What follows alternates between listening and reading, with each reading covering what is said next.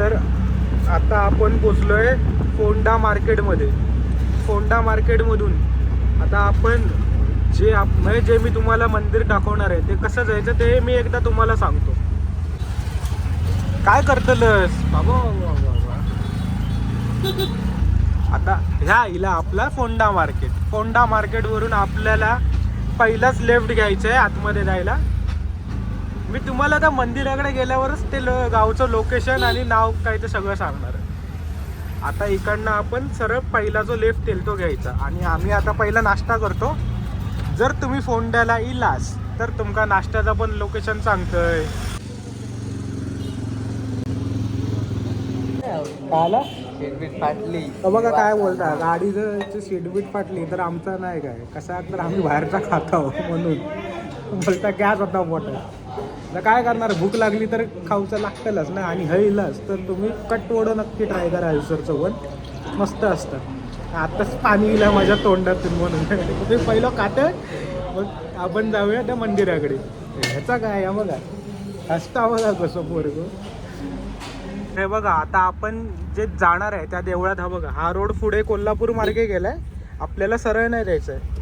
हा बघा हा फाटा आपण घ्यायचा, लेफ्ट टर्न घ्यायचा. मी बोललो ना फोंडा मार्केटवरून फर्स्ट लेफ्ट घ्यायचा तुम्ही आणि इकडनं सरळ आता जाणार आपण त्या लोकेशनला. आता काय आहे मी तुम्हाला सांगतोय मी कुठे चाललो आहे. तर काय इकडे बोर्ड पण आहे, मग बोर्डवरच डायरेक्ट तुम्हाला दाखवेल. बघा आपण चाललोय जे सर्वात पहिलं आहे कुर्ली धरण. बट कुर्ली धरणात नाही जाणार आहे, आपण जाणार आहे कुर्लीच्या मंदिरात. कुर्ला आईचं इकडे मंदिर आहे धरणाच्या थोडंसंच पुढे. तर आपण कुर्ला आईच्या मंदिरात जाणार आणि जातानाच आपल्याला थोडंसं असं कदाचित धरणाचा थोडासा असा व्ह्यू दिसेल. तर चला आता, आणि हा बघा हा रोड आहे. आपण आता इकडनं असे आलो आता आपण सरळ जाणार आहोत. तर आता आपण हे बघा ह्या मार्गे असे आलो, आपल्याला मंदिरावर जायचं. तर मंदिराकडे जायला आपण हा सरळ मार्ग घेणार. आणि जर तुम्हाला धरणावर जायचं असेल तर हे बघा हे समोर धरण आहे कुर्लीचं. बट आता आतमध्ये सोडतात की नाही मला माहिती नाही, कारण का मी इकडे वाटतं लय वर्षापूर्वी इलेलं आहे, बऱ्याच वर्षापूर्वी 2010च्या मनाने इलेलं आहे. तर आता थंय सोडतले नाही सोडतले माका माहिती नाही. बट तुमका एक जस्ट व्ह्यू दाखवते थोडंफार. वरती तर सोडतलेच नाही माका, बट एक थोडंसं व्ह्यू दाखवते तुमका. हे बघा पाण्याचा फ्लो चालूच आहे.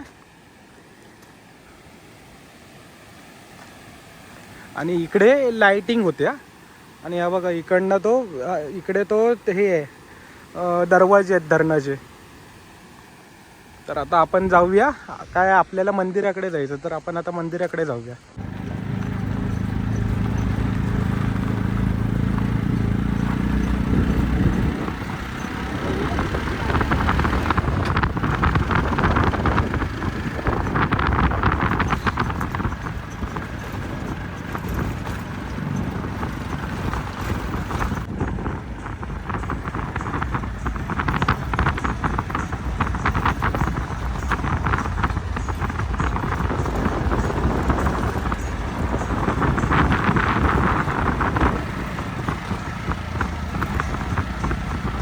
आता आपण त्या मंदिराकडे पोचलेलो आहोत. मी तुम्हाला डायरेक्ट मंदिराकडे पहिलं घेऊन आलो, मग तुम्हाला जाताना मी तो खालचा रोड दाखवेल. काय आला आपले जे स्वयंसाहेब आहेत त्यांनी डायरेक्ट रिक्षावरती घातली. हे बघा इकडे समोर दीपस्तंभ. तुम्हाला मी बोललो ना प्राचीन मंदिरात आणि कोकणात तुम्हाला हे दीपस्तंभ दिसणारच, जे मंदिराच्या एकदम समोर असतात. आणि हे आहे आपल्या कुर्ली आईचं मंदिर. हे बघा श्री कुर्ली आई मंदिर सभामंडप. आणि हे जे मंदिर बांधलं तेव्हा उद्घाटनाला नितेश राणे आलेले. तुम्ही बघू शकता कधी, कारण का हे मंदिर 2014 साली बांधलं आहे इकडे, हे पण सांगतो तुम्हाला. आणि जीर्णोद्धार नाही, हे नवीन बांधलं आहे. कारण का जे जुनं मंदिर आहे ते मी तुम्हाला दाखवेल कुठे आहे. बट आता आपण पहिले ह्या मंदिराचं दर्शन घेऊया.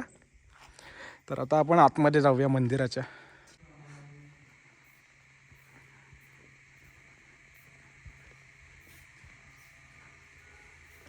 तर ही आहे कुर्ली देवी. कुर्ली देवी तुम्ही रूप बघू शकता की अर्ध रूप हे कुर्लीचं आहे आणि वरती आपली देवी आहे. कारण का इकडे म्हणजे ह्या गावात आणि वाडीत कुर्लीलाच त्यांनी देवी असं मानलेलं आहे. इकडे गणपती बाप्पा, भगवतीराव शंकर यांच्या पण मूर्ती आहेत आणि गावचे राखणदार. आता तुम्हाला थोडंसं उजेडामुळे दिसत नसेल इकडे, आणि हे बघा. तर मी पण आता पाया पडून घेतो, पूजा करून घेतो आणि मग तुम्हाला थोडीशी माहिती देतो. तर जसं की आपण आता आईचं दर्शन घेतलेलंच आहे आणि मी जसं तुम्हाला मगाशी बोललो की आईचं अर्ध जे शरीर आहे ते प्राण्याचं आहे आणि अर्ध जे शरीर आहे ते मानवी शरीर आहे.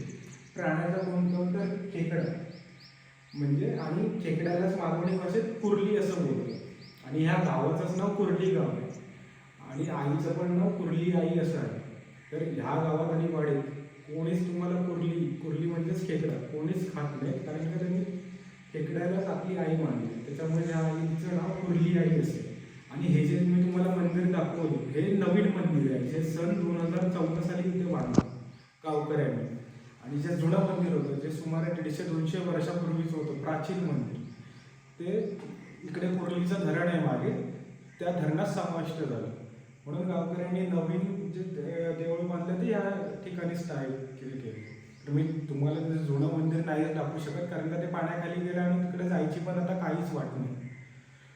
तर आता मी तुम्हाला बघू बाहेरून थोडासा जर धरणाचा व्ह्यू दिसला पाण्याचा तर तो दाखवेल.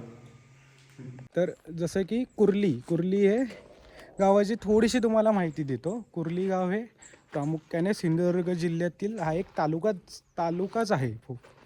आणि तुमच्यासाठी एक प्रश्न आहे. तो प्रश्न असा की ही जी समोरची जी डोंगर लाईन आहे ना, या डोंगर पठारांना काय बोलतात, म्हणजे त्या लाईनला काय बोलतात ह्याचं उत्तर तुम्ही आम्हाला कमेंटमध्ये द्यायचं. आता तुम्ही एवढं करू शकता, कारण का गुगलवर सगळं भेटतं, विकिपीडियावर सगळं भेटतं. तर ही जी डोंगर लाईन आहे या डोंगर लाईनला काय बोलतात हे तुम्ही आम्हाला सांगा. आणि हे बघा, हे आपलं देऊळ आईचं, कुर्ली आईचं. आणि आता आपण थोडंसं तिकडे जातो आहे, कारण का तो तलावाचा व्ह्यू भेटतोय की नाही तो मला बघायचा आहे. तर काय आहे, ह्या भागातच ते तलाव आहे कुठेतरी. इकडनं व्ह्यू नाही दिसत आहे कारण का झाडं खूप वाढली आहेत. मी जेव्हा 1.5 वर्षापूर्वी आलेलो ना, इकडनं व्ह्यू दिसत होता. पण आता बघू, मी रस्त्याने जाईल ना तेव्हा थोडासा व्ह्यू दाखवेल तुम्हाला. बघा, आपण जे आलो ना आता मंदिरात, ते ह्या रोडनी आलो. आणि ह्या बघा, इकडे समोर हा कुर्ली देवीचा बोर्ड लावला आहे, कुर्ली देवी मंदिर. आणि हे बघा, हे ते मंदिर. मगाशी काय झालं, ह्यानी स्वयंनी डायरेक्ट वरती घातली ना रिक्षा, त्याच्यामुळे मला भेटलं नाही व्हिडिओ काढायला.